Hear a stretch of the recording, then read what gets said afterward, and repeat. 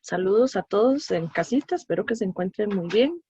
El día de hoy voy a hablarles de las guías de segundo periodo que tenemos pendientes.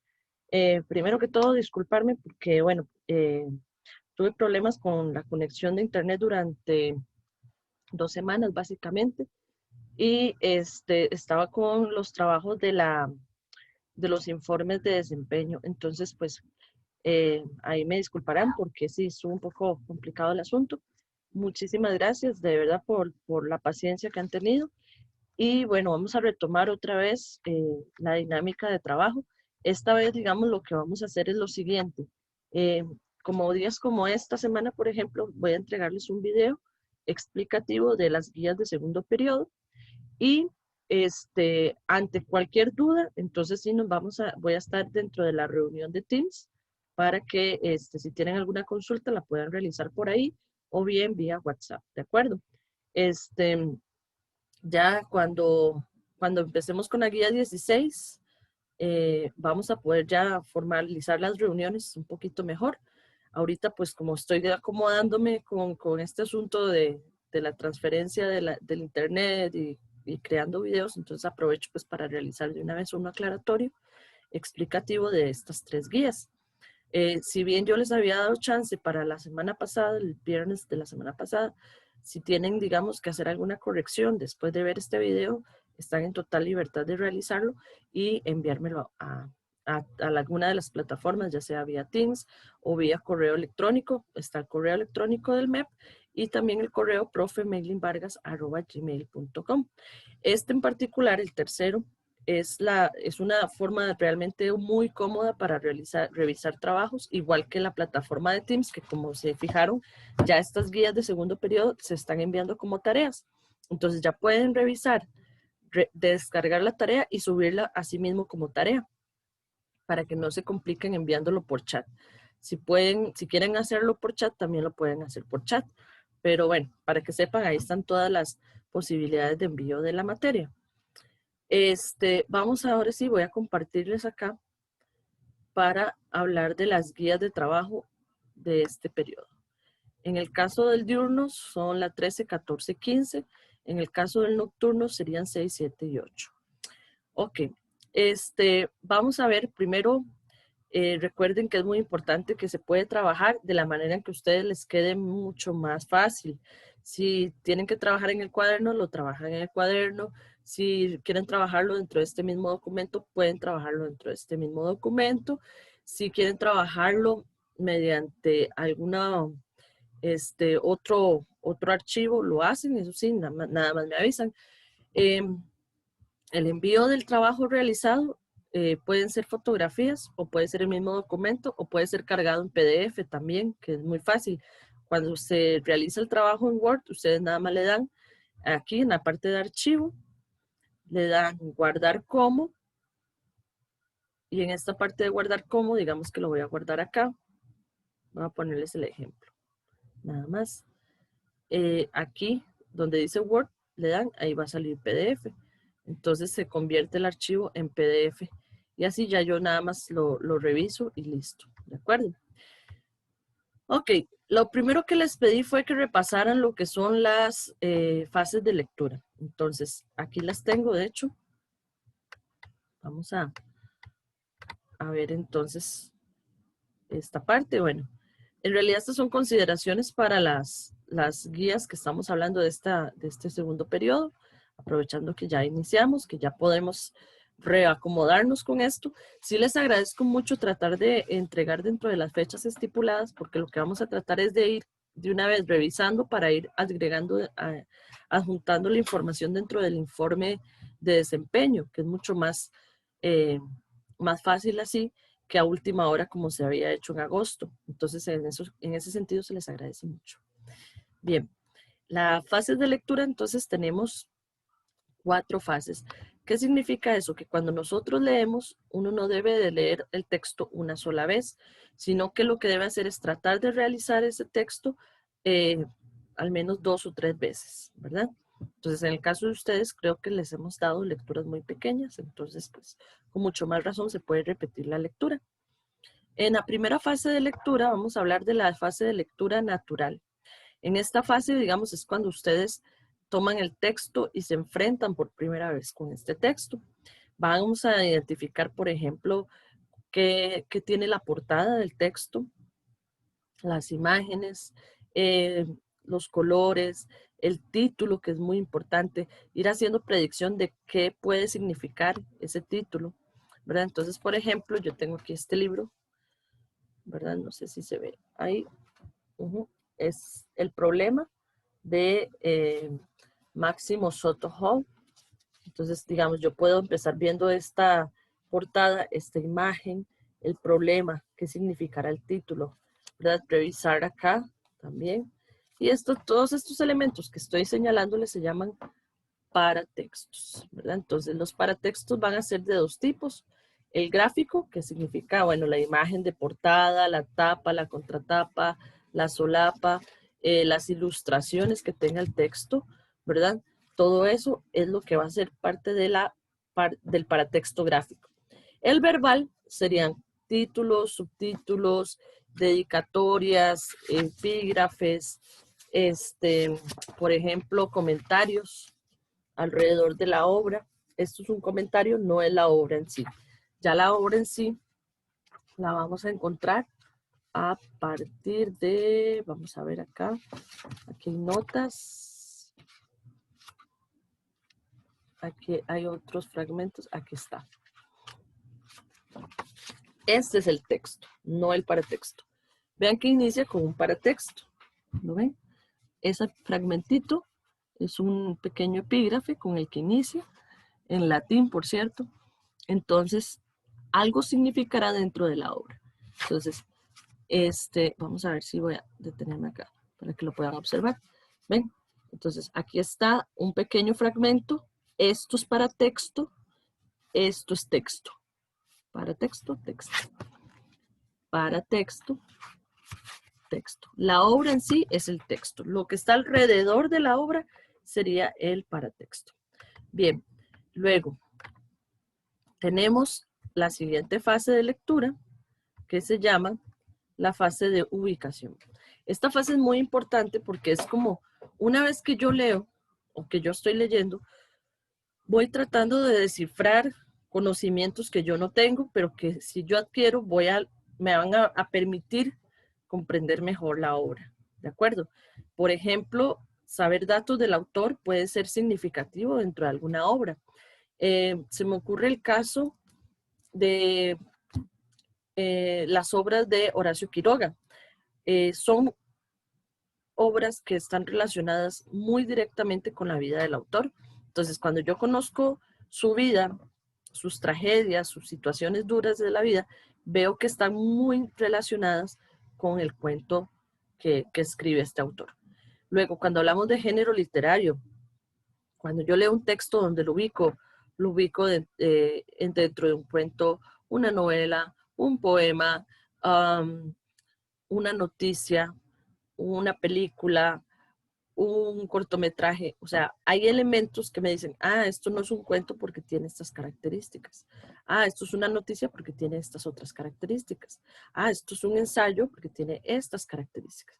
Entonces, saber esas características esenciales de un género literario es clave.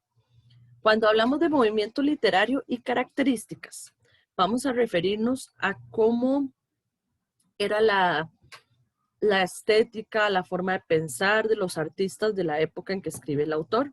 Entonces, por ejemplo, este texto, curiosamente, fue un problema en Costa Rica. ¿Por qué? Porque tradicionalmente se dice que la primera novela que se publica costarricense es El Moto de 1901 de Joaquín García Monge. Sin embargo, esta novela, El Problema, se publica aquí mismo en Costa Rica en 1900, pero Máximo Soto Hall era una persona que vivía en Costa Rica, pero de nacionalidad guatemalteca. Entonces esto siempre generó como ese conflicto de qué es la literatura nacional.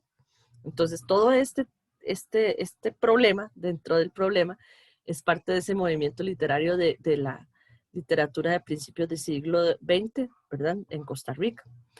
El contexto histórico, bueno, todas las situaciones que se dan alrededor del autor para que escriba la obra, pero también pueden ser todas esas situaciones históricas que se dan alrededor de la obra.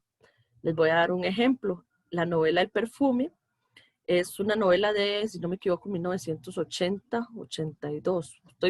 Estoy un poco perdida con la fecha. Pero el contexto histórico de la obra se da en la Francia del siglo XVII. Entonces, es totalmente otra cosa, ¿verdad? La ubicación histórica del autor con respecto a la obra en sí. La fase analítica, vamos a ver aquí ya como qué elementos propios del género puedo encontrar dentro de la obra, estudiar a los personajes, que eso también es muy importante, después lo vamos a ver el tipo de narrador, cuál es el estilo del habla, el tono que se utilizan, los espacios que aparecen. Cuando hablamos de estudio morfológico, se refiere al valor que adquieren las palabras con nuevos significados, por ejemplo. Se me ocurre, hay una novelita muy bonita que es Pedro Páramo de Juan Rulfo, y ustedes pueden escoger cualquier textito y escoger sustantivos o adjetivos y ver, por ejemplo, que el autor tuvo el cuidado de que cuando está hablando de un cierto personaje, utiliza ciertos sustantivos o ciertos adjetivos característicos de este personaje. Entonces, por ejemplo, hay un personaje que es muy áspero, muy cruel, muy frío. Entonces, todo lo que es relacionado con lo desértico, lo va a utilizar para hablar de este personaje. Hoy hay otro personaje que es muy pasional, entonces todo lo relacionado con el fuego lo vincula a este personaje y así. Entonces es muy interesante porque uno lee la obra y nada más la lee, pero en una fase analítica usted se pone a ver que el valor que adquieren las palabras es mucho mayor y es muy importante. No fue adrede que puso esas palabras ahí el autor, que las pensó y ya no. Fue que realmente se tomó su tiempo para escoger qué elementos iban a ser o qué palabras iban a ser valoradas para un personaje o para otro. Luego, identificar cuáles son los temas o los subtemas de la obra o que se desarrollen en el texto. Hablemos de texto porque puede ser, como les digo, hasta una noticia. La visión del mundo del narrador y de los personajes. La visión del mundo siempre va a ser cómo es que ve la realidad el autor, el narrador, los personajes, nosotros mismos tenemos una visión de mundo distinta porque depende de nuestro contexto, de nuestras situaciones. Luego la fase explicativa e interpretativa, yo sé que ahí se ve muy grande esto, pero bueno, no le den tanta bola. Esto aquí, digamos, lo que interesa es que podamos identificar, por ejemplo, si hay intertextos. ¿Qué son intertextos? Cuando hay un texto que no corresponde a ese, pero que está ahí. Hay un poema muy interesante de León Felipe que se llama Vencidos, que cuando uno lo lee, se da cuenta que el intertexto al que remite, inmediatamente al menos, es el de Don Quijote de la Mancha. Si vuelvo a hacer lectura con más cuidado, me doy cuenta que hay otro intertexto que es el intertexto bíblico. Entonces, yo puedo realmente encontrar otros textos dentro de un texto, al igual que los interdiscursos, que son como esas voces discursivas con respecto a discursos religiosos, políticos, sociales, de minorías, etcétera, ¿verdad? Entonces, vamos a encontrar diversos discursos. Cuando hablamos de cogniciones, pueden ser evidencias de creencias, opiniones, incluso prejuicios y estereotipos que puedan aparecer en el texto. Se me ocurre, por ejemplo, la obra Cocorí, que ha sido una obra en Costa Rica bastante llamativa porque se ha considerado racista. Entonces, hubo una discusión muy fuerte de que debía ser un texto que se excluyera del sistema educativo porque era racista, porque era prejuicioso, porque había un montón de estereotipos con respecto a la persona negra. Sin embargo, yo no puedo simplemente desarraigar un texto, sino que lo que yo puedo hacer es leerlo y comprenderlo desde mi perspectiva, desde mi visión de mundo y entender que esa no es la visión de mundo que tenemos actualmente. Entonces, yo puedo revisar el texto y decir, mira, sí, tiene una serie de prejuicios y estereotipos racistas, totalmente. ¿Pero por qué? Bueno, si nos vamos a la época histórica, estamos hablando de que era una Costa Rica en la que incluso hasta poquito menos de unos cuantos años se había incluso abierto paso para que las personas negras pudieran ingresar a la capital, ¿verdad? Entonces imagínense que hay una connotación allí muy fuerte alrededor de que la visión de mundo que se tenía de la persona negra era muy, muy racista, ¿verdad? Entonces, por supuesto, vamos a encontrar prejuicios, estereotipos allí, pero teniendo claro que eso no significa que yo voy a aprender este tipo de cuestiones que puedo considerar incluso antivalores, porque yo tengo el conocimiento para poder distinguir una cosa de la otra. Cuando hablamos de mitos, nos vamos a referir, bueno, que si encontramos algún relato tradicional allí en el texto, algún acontecimiento sobrenatural o extraordinario.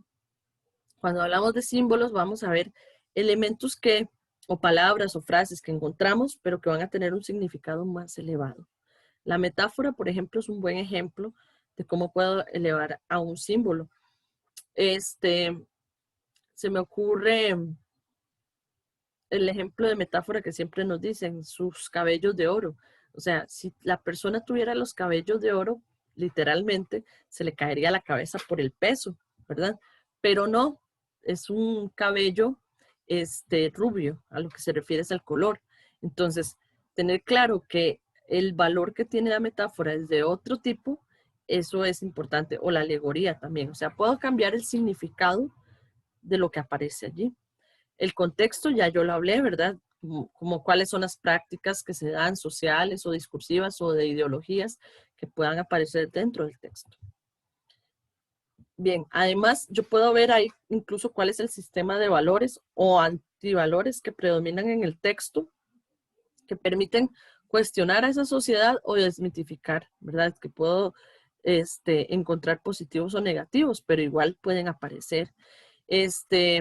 Filias y fobias, por ejemplo, puede ser como cuál es la posición que tiene el enunciador, llámese narrador o personaje, o incluso hasta nosotros los lectores, con respecto al mundo narrado, ¿verdad? Cuáles estrategias se dan, cuáles son los tonos que se dan, por qué se dan esos tonos, y qué opina uno como lector. Entonces también eso va dentro de esta fase. Claro, yo al explicar debo tener una buena argumentación de ello, ¿verdad? Es muy importante. Si yo voy a decir, bueno, es que esta es mi opinión porque sí, no tiene validez. Yo tengo que saber que si voy a dar mi opinión, debo reforzarlo con citas textuales, con argumentos, con una serie de conocimientos. Entonces, tratar siempre de aprender a explicar mediante una interpretación cargada de argumentación. Bien, además de las mismas guías, vemos ya propiamente lo que es el ensayo. Entonces, pues bueno, el ensayo tiene una diversas, es un género literario, ¿de acuerdo? De hecho, los géneros literarios que conocemos tradicionales han sido siempre la poesía, la narrativa y el drama. Estos han sido como los tres géneros siempre tradicionales y el ensayo es como el género más nuevecito. Estamos hablando que surge a partir del siglo XVIII. Estamos hablando que surge cuando surge la imprenta, ¿verdad? Que además es muy importante este género porque permite informar a la población de mayores situaciones. Entonces esto también es importante, por ejemplo, en situaciones como la Revolución Francesa. Gracias al conocimiento que obtuvo el pueblo a raíz de ciertos ensayos, de ciertos librepensadores que estaban hablando ya de derechos, bueno, en ese caso, en ese momento eran derechos del hombre, pero hablaban ya de derechos propiamente y de la serie de injusticias que se estaban dando mediante las monarquías. Entonces es que surge una serie de confrontamientos que desencadenan en la Revolución Francesa, por ejemplo, a finales del siglo XVIII. Por eso es tan importante. Es un género que no solamente va a ser parte de lo que nosotros vamos a ver, sino que también es un género muy didáctico, porque de alguna manera nos permite comprender cosas que tal vez por desconocimiento, porque por una serie de circunstancias no teníamos a mano la información, nos la facilita. Entonces, bueno, dentro de sus características podemos encontrar que hay un tono muy variado, puede ser un tono muy profundo, didáctico, satírico, crítico, humorístico, etc. Los temas pueden ser de diferentes variedades, o sea, los hay de cualquier cantidad de cuestiones, ¿verdad? Casi siempre son para denunciar algún tipo de situación que para el autor es injusta, pero los temas pueden ser cualquiera. El estilo es muy cuidadoso, elegante, pues sí, porque se trata de utilizar un lenguaje bastante formal, por lo general, a veces dependiendo del lector al que se quiera llegar, a veces no siempre. Es muy sintético y la extensión es relativamente breve. Hay ensayos que pueden tener 2 páginas, a como hay ensayos que pueden tener 150 páginas, ¿verdad? Bueno, el ensayo, como vemos acá, tenemos que es una estructura de introducción, desarrollo y desenlace. En la introducción vamos a ver determinado un objetivo de trabajo, se explican los antecedentes del tema, o sea, por qué es que se va a trabajar este tema, se define la organización que va a tener el ensayo y se incluye una idea innovadora o sorprendente. O sea, voy a tratar como de, esta es la tesis, esto es lo que quiero plantear y que voy a desarrollar y demostrar por qué es importante. En el desarrollo se hace un análisis de la situación, se profundizan los argumentos, se aporta información de fuentes confiables y se aclaran dudas iniciales. En el desenlace se recapitula, ¿verdad? Con respecto a ciertas preguntas que estaban escondidas, se exponen las conclusiones a las que se llega y se termina tratando de crear un pensamiento interesante o impactante para el lector, generando tal vez una pregunta que permita otra investigación posterior. Es muy importante. Bueno, dentro de la guía también les hablaba de los elementos que vamos a encontrar del ensayo. Tenemos la tesis.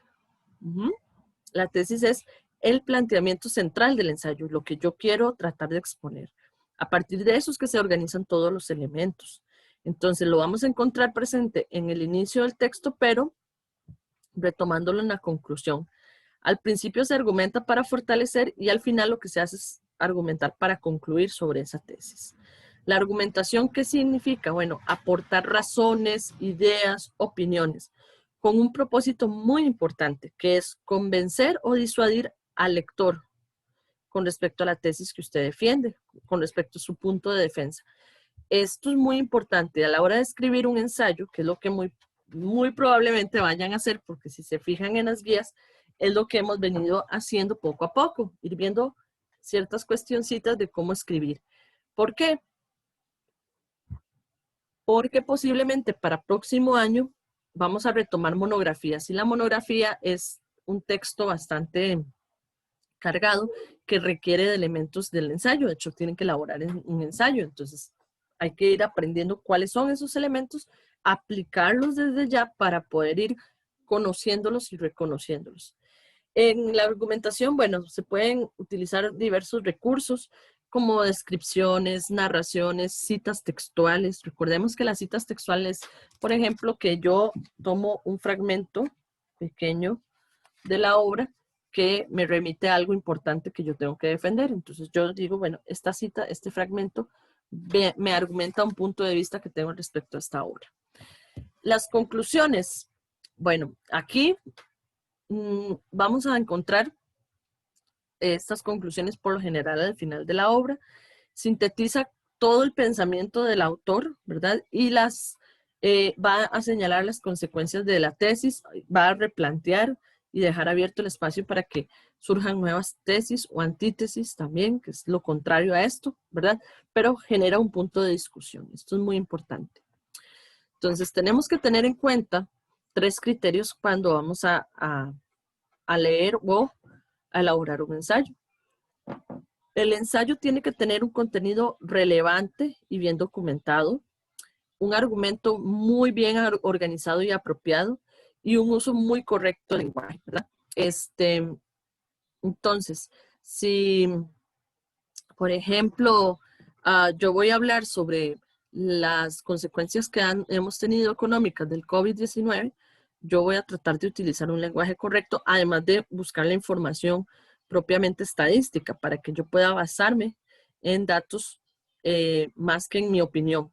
Porque si mi opinión es lo que yo veo en televisión y de no salir de la casa, pues va a ser un texto bastante cerrado, ¿verdad? Le va a faltar, como dicen por ahí, más insumos, más carnita. ¿Ok? Bien. Luego, dentro de las guías también les solicitaba en una de ellas la lluvia de ideas. Varias personas que ya me han enviado, por cierto, esta guía, me han entregado la parte donde les puse espacio para lluvia de ideas, me han puesto un texto escrito. No es un texto escrito lo que va ahí, no es un ensayo lo que va ahí, porque pusieron como si fueran 3 ensayos incluso. Y no, yo no estoy solicitando eso. Lo que estoy solicitando es lluvia de ideas. ¿En qué consisten? En que la persona que escribe va a organizar solamente las ideas de lo que quiere desarrollar después, no en ese momento, sino después. No es escribir un ensayo, ¿verdad? Sino cuestiones muy generales que van a permitir el desarrollo posterior del texto. Se puede formular de muchas maneras, porque puede ser personal, o sea, es algo muy personal, eso depende de cada escritor. Pueden ser preguntas, palabras clave o pequeñas frases que van a ser vitales a la hora en que ustedes tienen que desarrollar su idea. Aquí les puse 3 ejemplos de lluvia de ideas. De hecho, les voy a compartir esta presentación para que la revisen. Esta es una de palabras clave, ¿verdad? Sobre el tema de educación ambiental. Aquí hay otra que es mucho más organizada con respecto a los temas que quieren elaborar ya organizados. Y acá hay otra que también es de elementos, palabras claves que van realizándose, pero ven que es mucho más desordenadita que esta primera. Eso depende de cada estilo de cada autor. Entonces, para que lo tomen en cuenta, ¿verdad? Este también, bueno, este es un afiche que me encontré por ahí en internet muy bonito sobre tácticas o técnicas para el despertar la creatividad sobre la lluvia de ideas. Entonces, se los dejo allí, ustedes pueden agarrarlo y agrandarlo cuando lo tengan en casa, pero aparecen varias tácticas bastante interesantes por si les interesa alguna. Bueno, y aquí también les voy a dejar incluso en esta presentación esta imagen, ya me acordé, donde aparecen varios, por decirlo así, páginas, ¿verdad? O aplicaciones que pueden ayudarles a crear lluvias de ideas bastante bonitas o interesantes. Entonces, pues ahí quedan. Por si alguno que quiera jugar con la parte tecnológica, quiera usarlo, ahí está. Bueno, de mi parte, vamos a terminar primero de revisar aquí las guías. Bueno, ya aquí hablamos de lo del ensayo, ¿verdad? Les puse en la parte de la práctica un pequeño ensayo que se llama La necesidad de la ética, de Fernando Sabater. Entonces se lee ese texto y a partir de ese ensayo se preguntan acá estos elementos. Recuerden que elaborar un esquema pueden incluso utilizar esas herramientas que yo les brindé. Y acá en la parte de evaluación, ustedes señalan dónde creen que están ubicados. Si tienen dudas con qué es lo que quiero decir con esto, de la parte inicial, intermedia o avanzada, me pueden hacer la consulta vía WhatsApp o vía correo electrónico. Aunque por WhatsApp estoy respondiéndoles un poquito más rápido esas cuestiones. Luego, en la guía número 14, ya bueno, hablamos de lo que es el ensayo propiamente acá. En esta parte voy a compartirles por acá, tengo otro. Esta es la guía número 7 del nocturno. Es que aquí había hecho un ejemplo. Vamos a enseñarles. Acá. Bueno, primero ahí le estaba enseñando a una persona que había que señalar las ideas centrales. Ustedes pueden agarrar en el mismo texto, hacer la lectura y señalarlo ustedes mismos, ¿verdad? O bien lo imprimen y utilizan un marcador. Ven, entonces, por ejemplo, en el primer ejercicio solicitaba buscar un periódico o algún artículo de interés y leerlo sobre 3 temas propuestos. Entonces, digamos que yo leí 3 artículos, estos fueron los temas que hablaban los artículos periodísticos: las adicciones, enfermedades, ejercicios físicos. Luego, bueno, yo les había dejado un enlace de apoyo sobre lluvia de ideas para que revisen, también es muy importante. Entonces, por ejemplo, mi estructura es hacer preguntas. Entonces yo hago las preguntas que yo tengo que responderme solita cuando tengo que desarrollar el ensayo. En el tema 2, ya aquí lo que puse fueron ideas, ¿verdad? Igual acá hice una mezcla entre ideas principales y pregunta. Entonces, eso es lo que debo hacer, no es escribir, sino como crear ideas. Vean que incluso utilicé viñetas para poder separar las ideas. Se puede hacer eso también. Y aquí está nuevamente la evaluación, la rúbrica evaluativa. Luego en la número 15 o la número 8 tenemos ya propiamente lo que es el párrafo, la estructura del párrafo y tipos de párrafo. Léanlo con calma, ahí vienen los ejemplitos de esos tipos de párrafo, porque ya entonces lo que viene más adelante sí es elaborar un ensayo utilizando estos tipos de párrafos, ¿verdad? Entonces, para que lo tomen en cuenta. Ay, algo me faltó aquí. Bueno, después de leer el texto, resaltan las ideas, crear un esquema, un resumen. Eso es lo que había que hacer. Y luego aquí la evaluación. Bien, nuevamente les comparto acá mi contacto para que si tienen alguna pregunta, pues ahí está. El número telefónico por vía WhatsApp.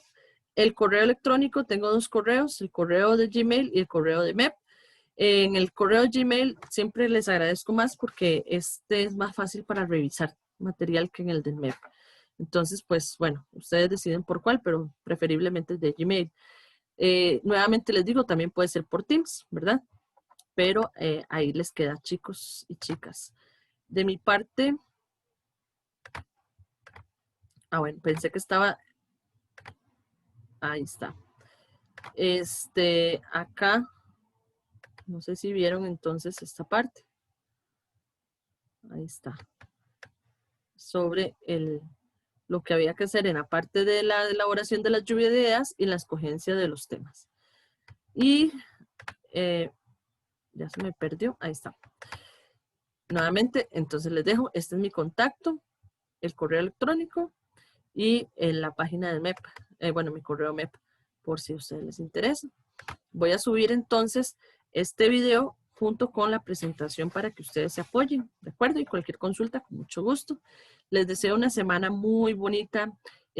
Cuídense mucho, quédense en casita y si van a salir, por favor, con el cubrebocas y tomando todas las medidas respectivas.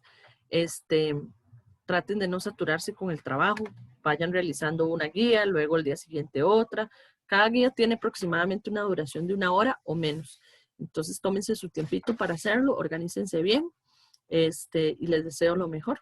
Que les vaya bastante bien. Hasta luego.